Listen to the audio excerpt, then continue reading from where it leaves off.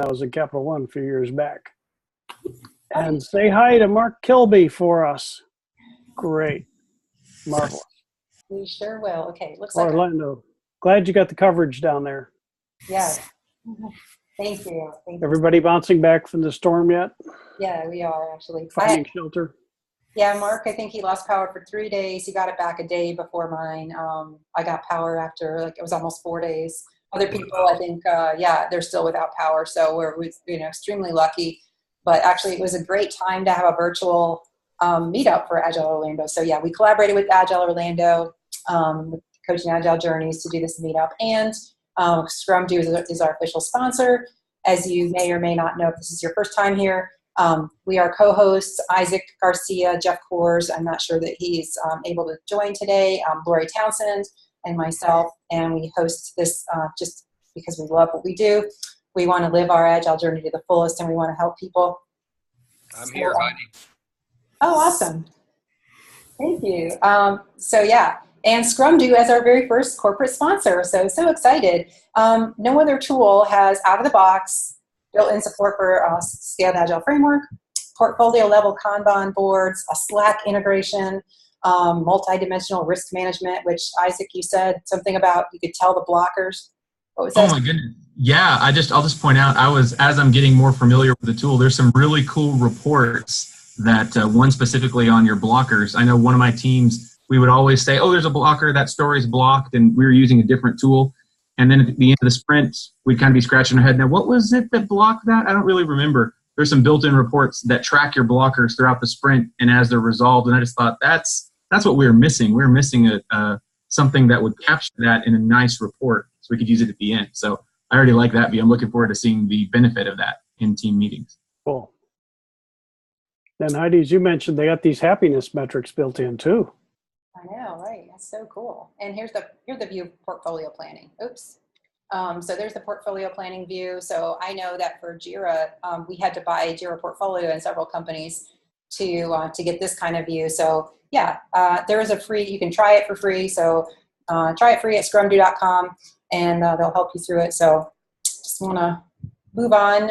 Our next meetup is going to be October 17th with Mark Kilby to discuss distributed Agile teams. So without further ado, I think I will turn the host over to Mark. And Mark, do you have some slides you want to share also? So let's see here. Let me go ahead and excuse me. Let me make you the host. You can probably. And first off, apologies, guys, if my voice is a little crackly today. I'm getting over that early fall cold that, at least in the Midwest, we're all getting right now. So it's spreading like wildfire. All right, so let me go ahead and share my screen.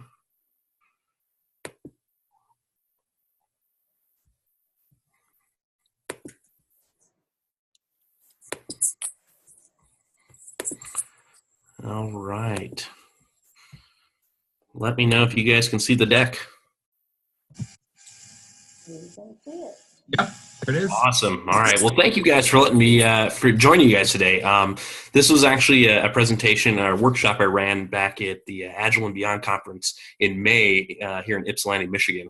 I'm from the Michigan area, and so we had run a workshop around this and just got a lot of good feedback around it. I want to go out there and share it, and it's all about re-energizing retrospectives. I'm sure we've all been in those situations where we have a team that, they're looking forward to the end of the retrospective rather than the beginning. And that's just such a travesty in today's world because that's the most important ceremony in my mind when you're a Scrum shop or any sort of following whatever kind of methodology you are. That aspect of inspecting an app and continuous feedback is so important. So a little bit about me.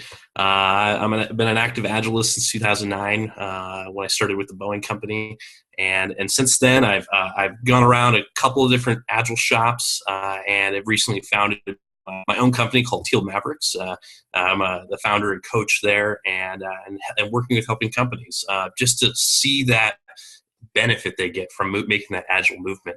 Right now I work as a Scrum Master and coach at TD Ameritrade here in Ann Arbor, Michigan, and where we're doing some pretty amazing things. We've got about 40 Agile teams stood up now, and we have grandiose vision of another 40 over the next year. And so we're bringing in coaches, and it's a pretty cool experience. So that's a little bit about me. If you guys would like to learn more, connect with me on LinkedIn. I share a lot, and I share about what's going on in my world. So I'd love to connect and learn about what's going on with your world too.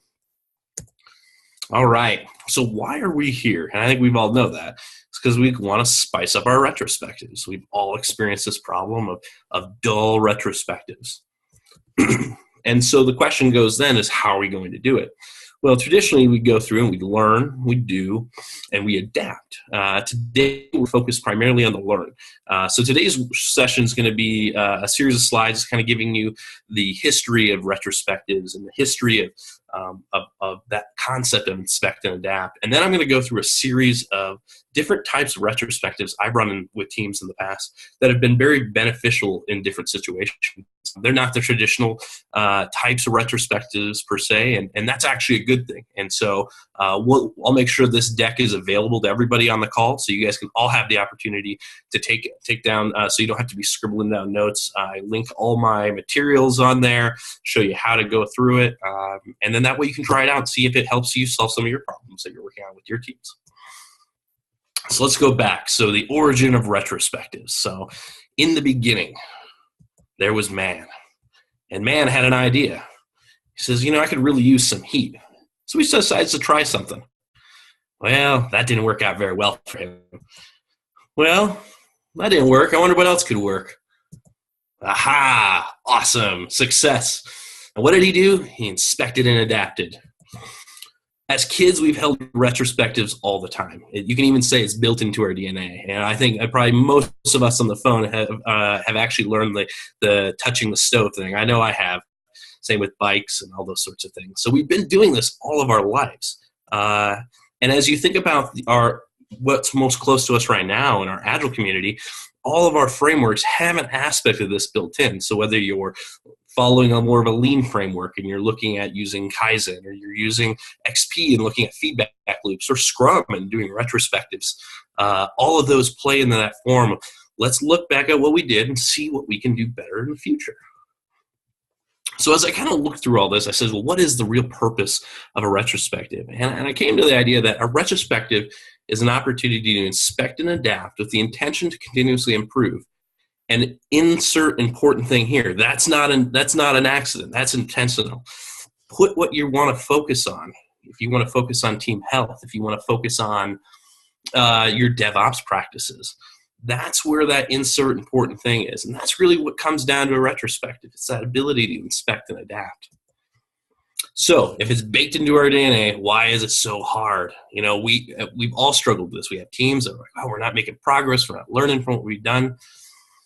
Well, I like to argue that there's two things that I've seen. You could say that maybe teams aren't empowered, or maybe that people aren't taking responsibility. But you'll even see in situations where people are doing that, and you're still having a bad retrospective.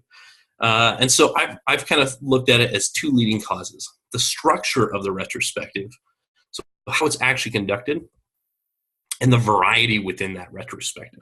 How are you doing it? How are you giving people new stuff to learn from?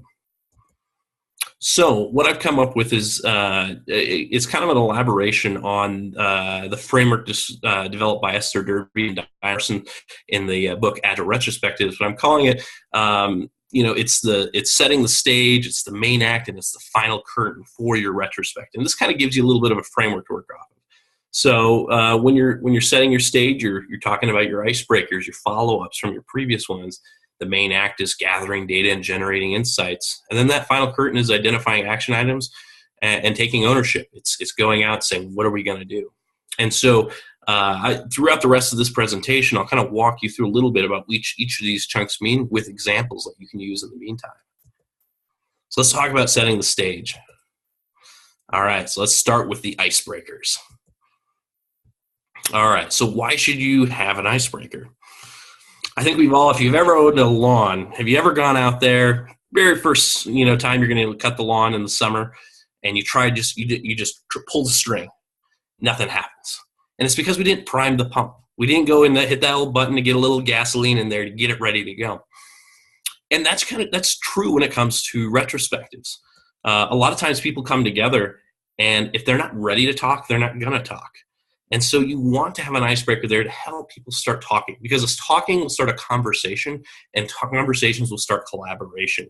And that's what you want. You want people going in this collaborative mindset, because you're likely going to have some hard conversations. You want everybody to be talking and ready to get into that conversation. All right, so there's multiple types of icebreakers you can run. So here's a series of things that you guys can do at the beginning of your retrospectives that I've outlined. So first off, we've got the M&M challenge, I call it. This is usually a fun one where at the beginning of a retrospective, I've got a bowl of M&Ms sitting out on the table. I ask everyone to grab a handful of M&Ms, and I said, don't eat them yet. Just don't. Hold on. I know you want to, but hold on. And as we get started, what we do is I say, all right, look at what colors you have in your hand. And I put up a slide that says, here are questions that correlate to each of the colors in your hand. Now, you only have to answer one question for each color you have. So if you have two blues, you only have to answer it once. But it allows you, but what it does is it forces people to answer some kind of cool questions about themselves. You can ask them about themselves, about their work life, create a series of questions. And it's fun, and hey, you get candy, so it's not a bad deal. And you just get to know different things about your teammates. Here you can see I add some stuff about time. Usually takes about 5 to 10 minutes. And I've also got the game inspiration here as well. So you can learn a little bit more about it. Box of questions. This is a good one where if you want to prevent redundancy in questions. So usually what I'll do is I'll download a large list of questions and number each one. I'll then place the corresponding set of numbers in a box. And pass that box around the room. So each person will pull out a number. I've got 6, I've got 47. And then what I do is I'll ask the question to that person. And this allows you to learn new facts about teammates. It also forces people to think about unique answers. A lot of the times when you just answer, like, what's your favorite superhero? You go around the room and 6 people are Superman because they all piggybacked off of each other. It really causes people to start thinking about it and be like, what is that? And that just starts getting the juices rolling for them, gets them to start thinking. And it's easily repeatable without having to answer the same questions over and over again. And I've listed 142 icebreaker questions here. One thing to note on this, you can go out there and get a bunch of questions anywhere you want. You don't necessarily have to use that list. And I just encourage you to populate as much as you can because it just makes it fun. Journey lines. If any of you guys have experienced the Agile Coaching Institute or Lisa Atkins and the work that she's done, she's talked about this experience with journey lines. And journey lines are a fantastic opportunity really to start building some deep relationships within the team.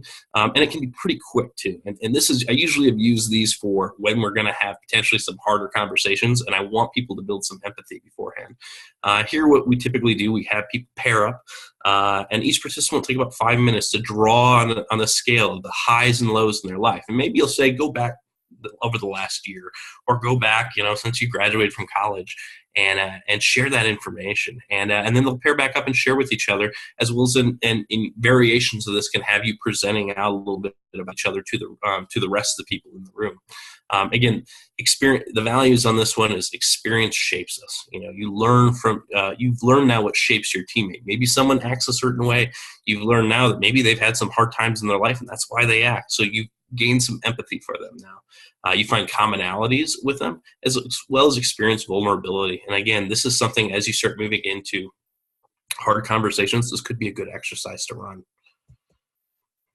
Constellations, another good exercise from Lisa Atkins. If you guys haven't, highly recommend the Agile Coaching Bootcamp that she runs. Look up agilecoachinginstitute.com.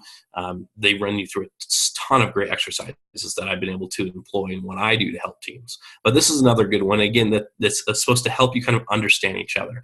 And so here this is one where maybe you have a larger group or people are getting antsy. Get them up out of their chairs, get them in the middle of the room and kind of say, hey guys, right in the middle, this is our true center. And from there, ask them some questions that are true to them and see where they move out. Closer to the center, that statement is truer to you.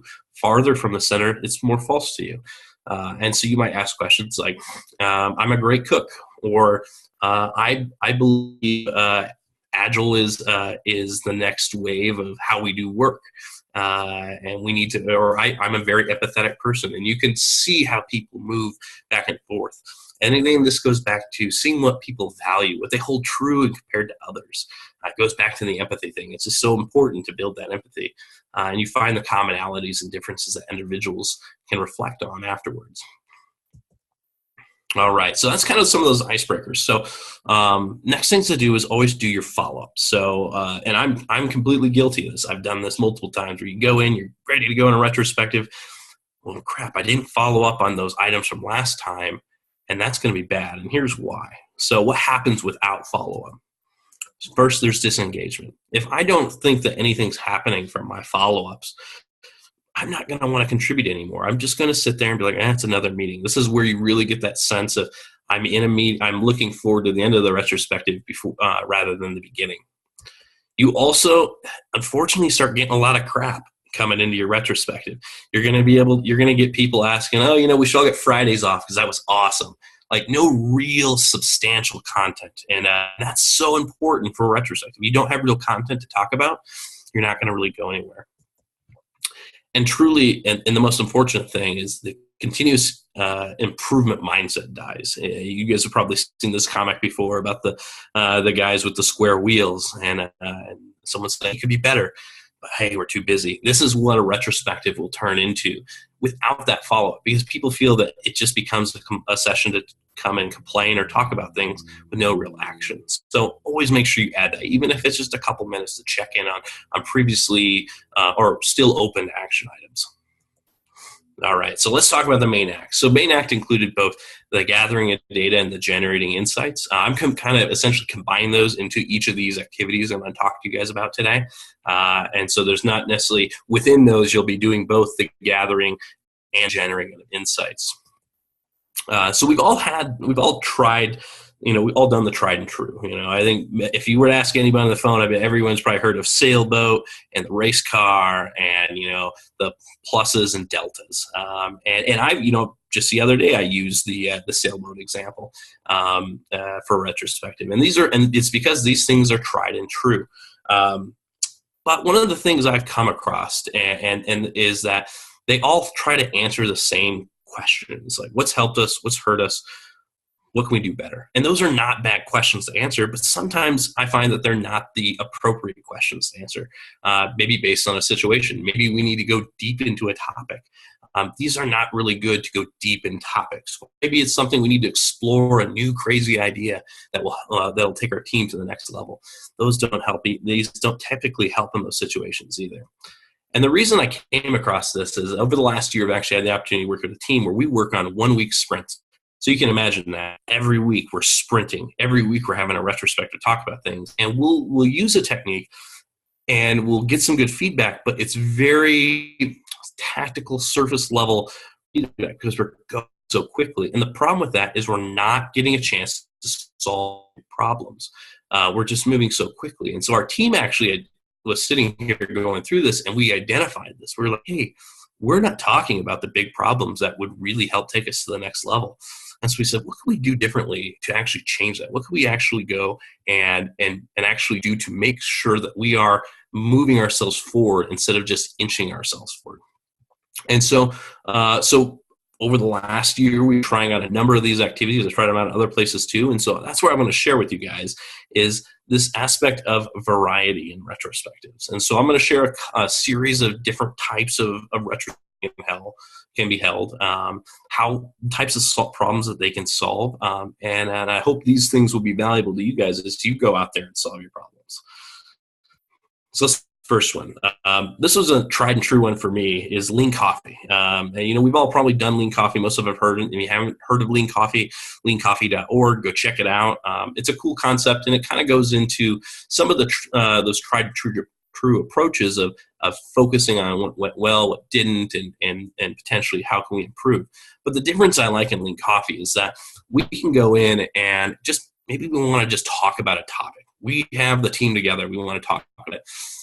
Let's do that. And so in Lean Coffee, people go through, they'll pick their topics. We then vote as a team, and then we time box our discussions. We go through, we prioritize our backlog through dot voting, and then start working it through. We'll typically allow 5 minutes for the first part of the discussion. And if we think the conversation's kind of died out, we'll, give it a thumbs down and say, let's move on to the next one.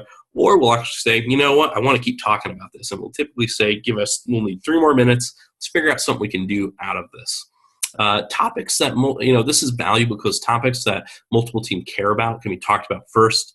It's also limiting the conversation to prevent one topic from ruling them all. I think we've all been in retrospectives where we've had someone being very vocal about something, and it's an important topic, but that could be dragged on forever. So Lean Coffee allows that time boxing.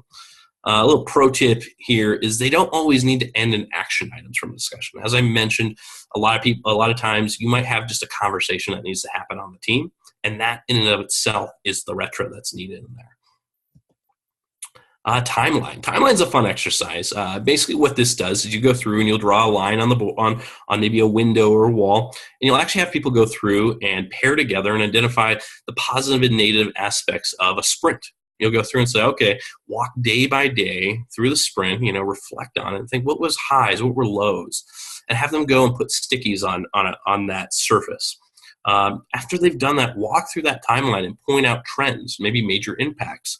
Talk about what we'd like to try differently and then what next steps. You might see that, man, this week we were all really sad on that Thursday. Well, that was because we got a late breaking requirement that changed up our sprint. It really helps draw that out. And the reason this is valuable is you learn about the highs and lows points others experienced that you may not have been aware of. So maybe you're right on cloud 9 the entire retrospective or the entire sprint, but then there's a couple people that are like, this happened and it really disrupted my work day. And maybe someone in the team was the cause of that. It gets you to start talking about that. This also allows teams to look back at the entire sprint and not just the latest info. So a lot of times when teams go in, if you got a 2-week sprint, you may only be thinking of the last couple of days. Maybe on day 1, there was something in sprint planning that went really wrong that you're like, oh man, that we need to talk about that in retro. But by the time retro comes around, it's already passed. Pro tip on this one, I would say, is find an open space. Do this with a big wall or window. We did this actually as an outdoor event. We did it on a balcony and did it on a sliding glass door. So find a space that's going to be conducive to that kind of discussion. The deep tissue massage. So this is a good topic where if you have something that has been nagging at your team for a while, so maybe a topic's come up time and time again, and through that, you just can't seem to get rid of it.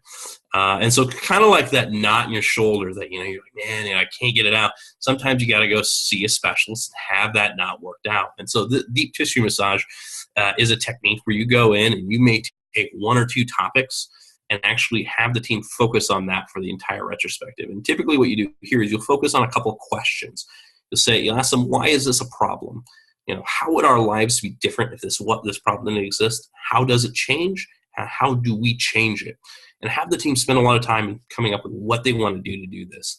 The teams will present this out, and final next steps are decided on by the team at that point. And the big focus here is you're looking at issues that have come up time and time again that you want to make sure people that essentially you can put to bed. Maybe it's not something the team can control, or maybe it is something that we just haven't taken the action around it. This gives a lot of focus to the teams in terms of what they want to do. They really want to get rid of this issue?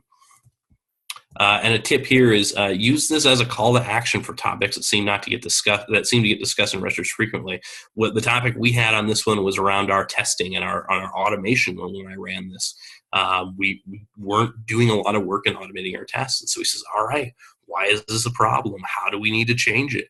And the team identified a set of actions that said, "Hey, we have to take accountability for our code." And since then, we've started implementing better testing strategies. So it was a really good call to action for them. Unstructured focus. This is a cool technique, and what I call it this is because it's a free flowing conversation. It's really what it is. Basically, you might pick a topic, and typically what I do as a facilitator is I'll see a topic that might be coming up throughout the team. Maybe I've heard it when I'm in the team space. Maybe it's something like, oh, we're never being able to focus on our work, or oh man, we get so many, we don't know how to control our work in progress. And I'll take that topic and I'll say, all right, let's have a conversation about this. And here, this is where it truly is a conversation. You allow the team to start going down a rabbit hole, and then just know when to kind of divert them here and there. And the way you do this is through the use of things like powerful questions. So if you're familiar with the coactive coaching process, there's this concept of powerful questions, and they're really good at essentially helping people find an answer that they may not have known themselves until they were asked that question. Going through this process, you're going to help the team to seek opportunities for action. You're going to be asking them different questions to get them to think differently. This really helps to reduce the formality, and it feels more like a normal conversation. A lot of times, team will go in and be like, "All right, this is just a very structured retrospective," and this is more of like, turn my chair around. Hey guys, let's talk about focus today. And I leave it to them to just have a normal, natural conversation. This really, in my experience, when I've used this, it has led to some of the most powerful retros on my teams, where people really came out of it feeling like, I feel like we're heading in a better spot now. And it all has to do with, again, how you answer those questions. And like I said, bring a list of powerful questions with you and have ready. And if you're not familiar with powerful questions, I've got a couple examples here. You might ask, like, well, what's possible? What led up to this happening? How do we want it to be? If we could do it over again, what would we do? What else? It's really pushing people to think differently about what about the questions they're asking themselves. Agile testing Jenga. This is a fun game. The next few are going to be kind of some fun games you could play with the team to help them think differently during retro. So to give you some context, my team was struggling with the ownership aspect of QA and where teams were in terms of like, well, I do QA and you do development. And how do we pair those people together and turn it more into a shared role? And so in this game, what you do is you get some Jenga blocks. And you get teams of 5 to 9. Maybe if you've got a team of 9 people, you might break it down into teams of 5, 4 or 5.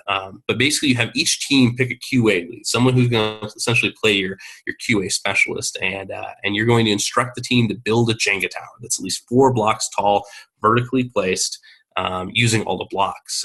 You're going to have the QA actually through and remove corresponding numbers. You can see in the picture, there's numbers here. Remove blocks with corresponding numbers that represent things like defects. You're going to run different variations of this. So first time around, they're going to finish their tower, and the QA person's going to come in and pull out the blocks. And 9 times out of 10, that tower falls down. And oh no, we built this great thing and you destroyed it. Next time around, they can actually ask the QA lead as they're going, or every 10 blocks if there's a defect. And they can let them know that. And then the last variation I've run is where the QA lead is with the team and they're asking the QA lead, is this a defect, yes or no? And so as they're building it, they leave out the defects from the beginning. And this was just really powerful to easily make visible the value of testing early and often, as well as help us to just kind of see the variation in the roles and value what each other bring to the table. And so it was a really neat game to run with the team there. The one pro tip I'll leave on this one is label every side of the Jenga brick with a number. I did not do that once, and let's just say we couldn't find, I think it was like 13 for a while. All right, so building better products. So this is a similar game. The last game was around our product owners, our QA leads. This one's more about our product owners. A lot of teams come in there and want to have a sense of what it's like to be a product owner, or how does that product development process work to actually build a good product. Here, if you're a fan of Legos, this is a good game to play with Legos. You typically divide up into teams of 3 or 4. Each will have a bag with a set of Legos in it that's going to be building something similar to this car in the picture here. You'll identify one person to be the overall product owner. And typically, my pro tip on this one is make sure that person it's good for our product owners not to play that role. Let them be part of the developer group, and let someone from the developer team be the product owner. We'll conduct 3 build rounds. Teams will build what they think the product owner wants. So in this case, the product owner has just said, "I'm not telling you anything. You just build what you think I want. No Q&A." And typically, this ends up with a variety of different things, and the product owner doesn't get what they want. This is supposed to simulate how that product owner, what is it like to have a product owner that's not there? A lot of times in traditional projects, and even in some Agile projects where you have a distant product owner, you may not be building the right thing because your product owner just simply isn't there. We run another round where you can ask the product owner yes or no questions only. And this is supposed to simulate more of a product owner that's there, present, but not always. So maybe they're there at planning, and maybe they're there at the demo, but that's about it. So you're getting closer to what you want, but not as close as they're still not getting what they want in the end. And then the final round I run is the teams can ask any questions of the product owner. And the hint here is that typically the product owner will have the instructions, and sometimes the team will say, "Can we have the instructions?" And the product owner will say, "Yeah, you can have that." And in the end, guess what? The product owner gets what they want. And this is really supposed to help them with that, understanding the value of communication, asking thoughtful questions in order to build a good product. Particularly as we're sprinting, we have to think about that. And so this is something I'd use as a retrospective to help, in that situation where maybe we've had a couple bad sprints, or maybe coming out of a couple demos, product hasn't been completely happy. I had product and the team sit and do this exercise so that product can understand, maybe I haven't been present for my team. And the team can understand, we have to ask some really good questions to make sure we build the right thing. Moving motivators. So this is an interesting one. If you're familiar with the Management 3.0 movement, this is one of the activities that comes out of it. And so I ran this with a team to just kind of help, particularly at a beginning of a new team, to help understand what helps motivate people. And so maybe you use this retrospective, instead of necessarily focusing on what went well and what didn't and how we want to improve, you might say, hey, I want to help build my team cohesion better. And this kind of goes into from a facilitator, you might have seen something that you're like, hey, my team's not gelling. How can I help improve that? This is a method I've used to help do that. So basically you have a series of these cards. I believe there's 10 in all, and you basically distribute them to the teams. Each card represents a intrinsic motivator. What is it that motivates us? Is it acceptance? Is it freedom? Are we goal oriented? And basically we allow people to take 5 minutes to order the card in importance to them. So left to right, left being the least important to right being the most important. Let everyone order them. And then go around and share what you have. You might find that someone next to you truly values freedom, but then the next person over truly values a goal. And so they might sometimes conflict because someone wants to accomplish a goal, but the other person's more free thinking and it's like, we'll roll with it. So it helps people understand, kind of build, again, going back to the empathy thing, build some empathy for each other. You also can look at your environment changes. So let's say you've had a recent management change, or maybe the company is going through something, or the team is going through something, a person leaving or something to that aspect. What you could do with this is actually have people talk about the event and see what that does to people's motivators. They can either say, this heightens my intrinsic motivator. So maybe I've allowed people to, we were saying, hey, you know what? We pushed the decision down to allow you guys to decide what source code repository you guys can use, whatever you want to use. They might say, well, that increased my freedom. And so they'll move that up. But other things might move down. Or it might say, you know what? We're changing our leadership. The boss that we had is no longer that. It's going to be somebody else. That could also have an impact too, and some things might move down. So it's really interesting and fascinating to watch how that works for people and how that moves back and forth as situations come up. Again, this goes back to, it helps you understand what motivates your team, and team can find that commonality with each other. So maybe you find that, when I ran this, it was interesting. The top 3 areas were pretty much the same within the team. Things like freedom and acceptance, and I think it was curiosity were our 3. And so it helped us all to understand, we might talk about things differently, but we're all motivated by the same thing. And that's really powerful to help a team as they're trying to figure out, how do we move forward collectively? And as I said, reflect on recent changes. That's a good tip, and see how that impacts someone's intrinsic motivation. Here are the different types. Like I said, there's like freedom. Like I'm independent of others. And my own work and responsibility or power. There's just enough room for me to influence what happens around me. So these are different things. You can go online on the link I provided. You can actually cut this out. Like I just went and used scissors, cut them out of a piece of paper, and gave them to folks, and it worked really well. And the last retro type, so this is the last one I have. This is a really a cool one that has helped. It's called Bubble Up. So in this case, let's say you have a team of 8 people, and you've got a couple people are pretty quiet on that team. And so typically in a retrospective, you hear from 6 or 5 of them mostly, but the other 2 or 3 just don't talk a lot. What this exercise allows you to do is helps get everybody's voice out there. And so what you do is you break up into groups of 2 typically, and you come up with maybe top 3 answers for something. So maybe you do ask the question, what could we do? What was our biggest problem this sprint? Or what could we do differently next sprint that will help us move the ball? And each team will have a few minutes to come up with their top 3. So now you're going to come up with 4. In this case, like you'll have 1, 2, 3, 4 lists, and from there, 2 groups will come together and they'll talk about they'll combine and say, okay, we have 6 here. Some of them might be the same, some might not be. What are our top 3?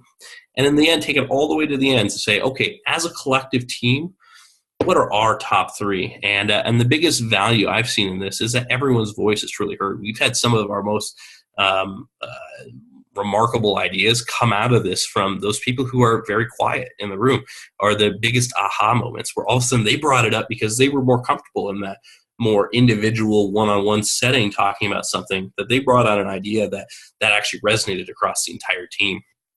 And this really aligns everyone and the entire team on what's important. It gives us a single voice instead of some people who, like here are a few people very loud on a topic and it's their voice. This really aggregates everyone together to give us a single voice. And the recommendation here is if you get access to a whiteboard, build the brackets on there. Let them go up and write them in there so you can actually see how this process plays out till you get to your top 3, and then you can take action on what you want to do with those top 3. All right, so those are the retrospective techniques I've got. I've got a few more things here I want to share with you guys, though. So we've got the final curtain. So the first thing we've got to do is we've got to focus on identifying action items. What are the takeaways? What decisions have we made? And make sure that we understand what those are. Underneath, and now understanding taking ownership, I always go back to this Dilbert. Dilbert's always got something we can go from. So the intern's talking to Wally about, hey, you've attended thousands of meetings and never got an action item. What's your secret? Waller goes back and says, well, when the action items are handed out, I use a certain facial expression to ward them off. And as you guys can see, Wally's not getting any action items. And this is actually bad. Like, this is like Dilbert's like right on the money about like people not wanting to take ownership. We've identified things as a team that we need to do, and we've all agreed on it. We need to take ownership. So make sure people do that. Don't just hand out action items either. And this is something where people are only going to be invested if they actually volunteer for that ownership. And have them be accountable to the team. Have them say, I'm going to get back to you with progress on this and by X date. Make sure that's explicit, because that will also help then going back to the disengagement piece. This will help to make sure people understand that something's going to happen and that they'll know about it. And it's important for the team to then help move forward. So that kind of summarizes the 3 different aspects of structuring an energized retrospective. We've gone through setting the stage, the main act, and the final curtain. I've got a few things left, a few tips, which for those out there around distributed teams. So this is a really important one. So a lot of us out there, we're distributed right now. Distributed teams is a reality. And so there's some great products out there. I wanted to just give you guys a quick demo of, if you haven't heard before, that you could use to help facilitate your retrospectives. As we know, as a facilitator, it is our goal to ensure that all team members are included. And maybe you have a few team members on site and a few that are not. We need to make sure that happens. And sometimes we can leverage tools to help us with these. So the 3 I have is Retrium, MindMeisters, and Idea Boards. These are 3 really cool tools I've used to help conduct retrospectives. And I'm going to give you guys a quick demo of these so that you guys can see how they work. And then hopefully if you find value in them, see how they apply. So let's go in here. I just need to move the camera window. There we go. Yeah, I'd never heard of MindMeister, so I'm really curious. Yeah, so these are cool tools. So let's start out with Retrium. So Retrium's a pretty neat tool. It's been created to be that avenue for retrospectives. So you can go there and sign up for a free trial. You can get, I think it's your first 3 trials, or free retrospectives as a trial, and then you can pay. It's free. It's the only paying service, but it also provides some really cool tools that might be worth the money. So let's say I'm a Scrum Master getting ready to set stuff up. And says, all right, I want to set up a retrospective.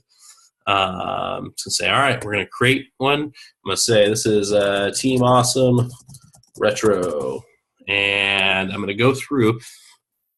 And it's going to ask me how I want to have this shared. Either you can do it on an approved list, you can give people a password, or you can just give them a URL. I've usually just given people a URL. It's just kind of like sharing Google Docs or any of those aspects where you need to share a link. And it's really easy. People don't have to log in or anything. They just go to the site and it's readily available to them. So we can say when I'm going to hold it. I've created my team, and now I'm going to go ahead and let's start a retro for that team. And so here, as it loads, it's going to give me the opportunity to select a couple types of retrospectives. Though I've talked with the folks there, and they're going to be giving us in the future some additional opportunities, but right now they've kind of limited us to a couple. So you can do a liked, learned, lacked, or longed for, mad, sad, glad, start, stop, continue, what went well, what didn't, and then you can also do the lean coffee format. So let's say I want to do start, stop, continue. And I select that, it says, all right, it's going to bring me in. Now, within this view, I can share a link out, and people can go and create different notes here. So first start, and then you might see other ones start popping up. And it's all anonymous too. You don't know who's creating them. And they all stay hidden while you're going through it. You'll go through, you'll create your items, and then once you're actually gone through it, and you feel like you're in a good spot, you can even set time boxes here. You can say, all right, I want to go to my grouping phase. And so it prompts you to do that. It moves everything forward for you into grouping. Here, you can actually start bringing in similar concepts. So maybe this continue and this start are actually in the same bucket, for the sake of argument. And actually, you can see how they hover over each other. I can connect them together and give that group a title, like similar. And then as I click on that, I can see here's the similar ones. And so you go through and you'll group. You'll then go through, and as you can then move into a voting phase. And from voting phase, everyone gets, I believe, 5 votes. And you can just thumbs up things. And you'll see everybody's votes, and again, it's all anonymous, but you'll see who's all have got votes left, and you'll see them applied as stars. And then once voting's done, and as a facilitator, you'll be able to see what's left. You'll be able to go in and then actually start the discussion phase after that's done. And it does a really good job here at saying, all right, here's your top voted item. You want to create an action item? We're going to do this. And we're going to save that. That's our first action item we've got. And let's say, okay, we're done with this topic. And maybe on our next one, we're like, we're going to do another action. We're going to do that. And from there, we're going to save. And then let's say we finished our retrospective.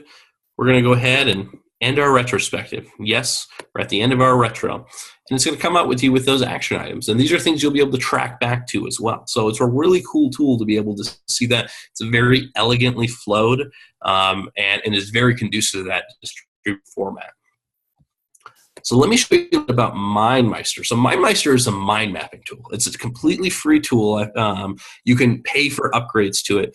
But what I've used this for is particularly brainstorming or collecting ideas from people. And this goes back to the idea generation. And you can also use it to do things like vote on things. So here you might create a main topic. So maybe my topic here with my team is going to be on focus. And I provide this link to everybody. So you can go here, and I believe it's the share. You just go through and you just give people a link to this. So like I'm going to say copy, I'm going to link to share, copy link, and people will just be able to access this anonymously. You can then go through and you'll give everyone a quick lesson on how to use it, but people start adding branches to this. So say, well, you know what? I'm going to bring on to this made this. I'm going to add another thought here. Maybe I want to I have another idea on the main one. You just hit this little plus sign. It pops up another one. Oh, this.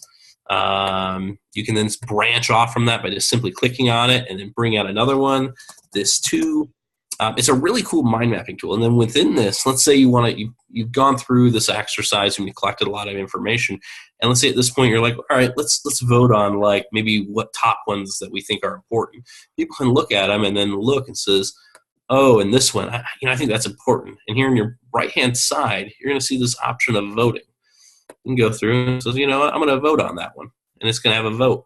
And multiple people can go and vote on that. How many votes got up? How many votes got down? You'll be able to go look at that.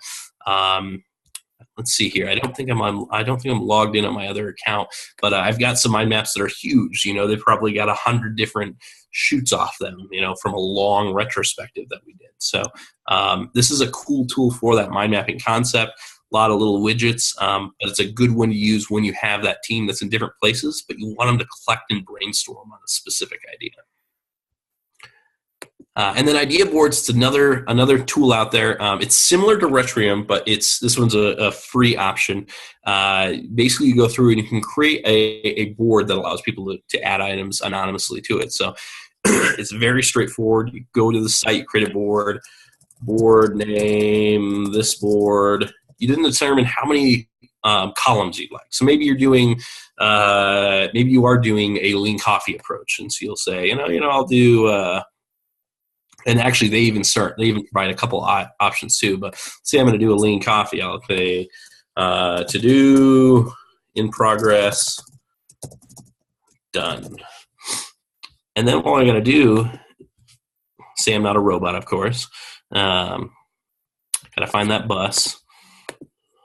Let's see. I think this is what it's going to tell me to do. There we go. And then I'm going to create. And then from there, what it's going to do is it's going to provide you this board here. And what you're going to do is you can go and say, all right, folks, we're going to go ahead and create, you're going to send them just the URL, and you can have people go and create new topics. So this topic. And then they might create another topic. And then as you're moving through, let's say you can move these to one or the other. So you can move it and say, all right, we're going to start talking about this one. And this gives you that vehicle to show that. And you can also vote on it. If you go through and you hit this little plus sign, it's going to allow you to thumbs up it. Quick pro tip with this, there's not an easy way. This is being a free tool that's out there. It has some quirks to it. The good way to exit out of this is hit the escape key, and that will get you out of the voting aspect. But you can essentially use this for as much as you want, as many sections as you want. I've used this for all sorts of different things, whether I'm trying to collect ideas on. So it's another cool free tool that's out there. All right. Oopsie daisy. Let me go back here.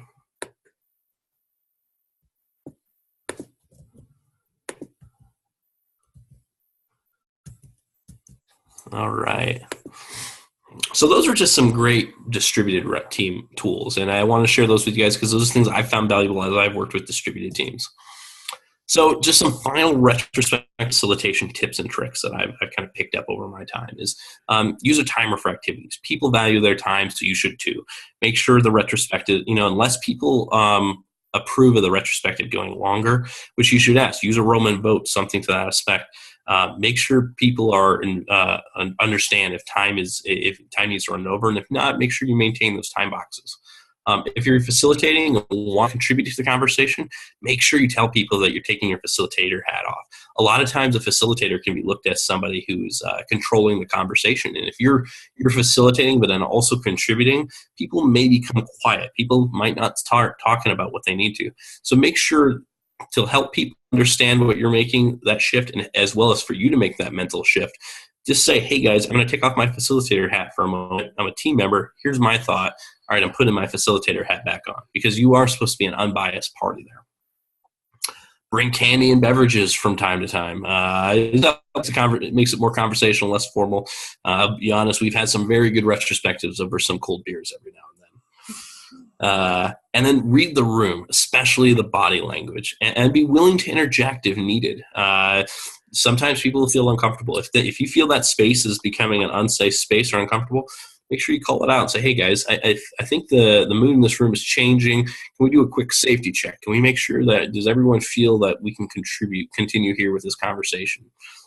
And then lastly, there's a couple of great websites here that you can learn some awesome crowdsourced retrospective ideas. So tastycase.org and funretrospectives.com. Two great sites that are the inspiration for a lot of these that I've kind of been working with over my time. So that's really all I have for you guys. The thing I'll leave you with, and as Ms. Frizzle always says, our idol from our times as children is take chances, make mistakes, get messy. Retrospectives are about finding ways to improve. So do whatever you can to make that happen. It really comes down to that. Find ways to get creative. Find ways to think outside the box. Otherwise, we're not in it to have fun like we want it to. So thank you guys for your time, and I guess I'll answer any questions that people might have. Yeah, cool. Thank you. I've got a couple questions. So the first question is, when you start working with a team that has gotten away from retrospectives and feels they are interrupting real work, how would you help them see the value of the practice? Interesting. I think the first thing that I usually do is start asking them some questions about how, what about about the way they work do they not like? Do they find do they think that there's current practices that are like, oh, I don't like the way we do this. And I try to recommend a retrospective as a way to say, hey, this is a great venue for us to talk about it. We can spend some time out after stand-up to talk about it, or maybe we can all get together and talk about it. So it's trying to find ways to ask the right questions about it. Like, how do you guys want to improve? Because every team I've known has had a desire at some level to want to improve. It's how do you elicit that out? And one thing I'll even add on top of that too, if something's come up too, you don't always have to wait for the retrospective. So let's say something's come up and you have a team that doesn't value retrospectives, have an impromptu one, just say, hey guys, I want to talk about this. Let's talk about what this did and, what did we learn from it? And that will start building some value, because maybe they think it's an agile ceremony. And I don't want to do, I'm tired of all the agile stuff. But you start asking these questions and it comes back around. It's like, well, it's kind of like a retrospective. And then they're like, oh, okay, well, maybe I'm willing to give it a try. Great. So next question is, teams should take accountability and ownership of action items without you forcing or assigning them. How do you become the team that simply doesn't? I think you've just simply got to take a hard stance and be like, all right, guys, you've come up with these action items. Do you want these or do you not want these done? And if no one volunteers, I make sure I'm just explicitly clear with them to say, all right, so it sounds like, we had some good conversations, but we're not going to do anything without that. Does that feel right to you guys? Does that feel like something, do you feel like this is going to be valuable now? I just try to make sure they understand that. And other things that we'll do too is say, other options you might have is say, well, if we don't want to take ownership here, what other ways can we make sure this stuff gets done? And sometimes I'll have people say, well, maybe we put it on our backlog and we can take it there. I'm like, oh, that's a good idea. And that way, coming out of this, at least it's visible somewhere. So try not to. My goal is to try not to tell, more show, and give them opportunities to figure out how they can actually take action. And if they don't take action, it's making sure they understand what that means. Great. Does anyone else have any other questions? This is such a great session and some really awesome ideas. So thank you so much for your time. No problem. And like I said, I'll make sure the deck's out there. Heidi, I'll send it to you. I don't know if you have a place you guys keep this stuff, but I'll make sure it's got all the links. Like I said, my goal out of this deck was make sure it was a tool for people who use it. So I've tried to include as much information in it as possible. That's awesome. Really good stuff. Yeah. Good stuff. Good. Thank you. I hope it was valuable for you guys. It is. I picked up a few things too. Yeah. Fantastic. Yeah, I certainly did. Thank you. Hey, I wanted to share with you guys the retrospective prime directive. If you look at the history of retrospectives, it kind of started with Norm Cruth and the project retrospective thing. That's still an excellent handbook for anybody that wants to, raise the bar in facilitating. But I agree that Derby and Larson's book is a great milestone.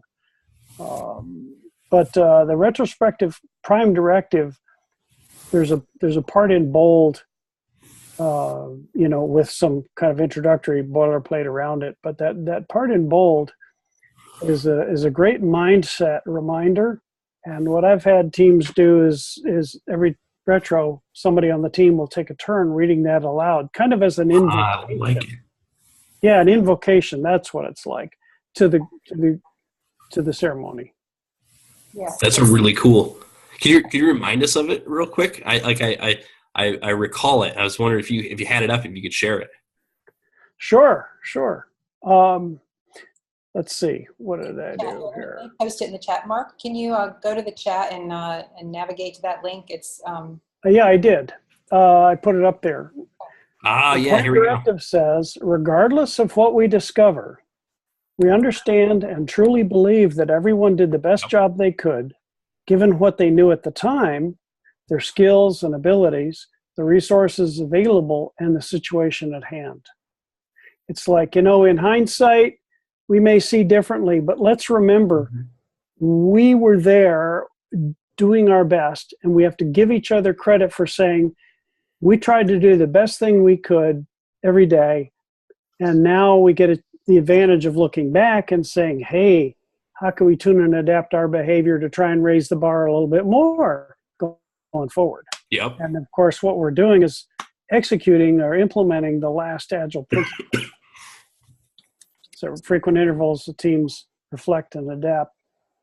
They reflect on, their behavior and tune and adapt to improve the performance. Yeah. By the team, for the team, about the team. Mm-hmm. It's easy to make judgments when you already have that hindsight. So Sure. Great. Sure. So this has served as a really good foundation plank, and for people that are new to retros, it helps set the bar. I see Isaac. Yes, Isaac's going. Yeah. I use this many times to help create that initial space of safety when teams are really ready to fight in the retrospectives. Reviewing this and going over, it's amazing how it just people to, oh yeah, we're not here to just rocks. This was really helpful. This is a tool right here. Cool. Yeah, absolutely. Cool. Well, awesome. Yeah, another thing I see Isaac have done before that I kind of adopted in retrospectives, find a cool, really introspective quote and read that quote. So I just used one with Bruce Lee and mastering one kick 1,000 times as opposed to 1,000 kicks one time, and put that out there and said, you know what, we got to just take one kick and master that. And we try it 1,000 times until we get it, as opposed to trying 1,000 kicks, and that's pretty powerful too. That's really cool. Yeah. That's a great idea also. Yeah. Awesome. Well, thank you everybody for joining. Awesome turnout, awesome content. Thanks for active participation, and please join our next one. It's actually going to be on Distributed Agile with Mark Kilby himself. Yeah, exactly. It's a good lead in there, Oh yeah. Exactly. Very cool. Yeah, so we're looking forward to seeing you hopefully next month. I think it's October 17th. Yep, I'll say the registration link is now live at coachingagilejourneys.com. I just hit publish on that. So if you want to go to coachingagilejourneys.com, you can hit register, and you'll get emailed 2 days and 2 hours before you'll get the link and the update as that. Just go pre-register, and then next month you'll get it right before it starts. Thank you so much. Have a awesome wonderful day, everybody. Thanks, everybody. Thank you. Bye. Thanks. Thank you. Bye. Thank you.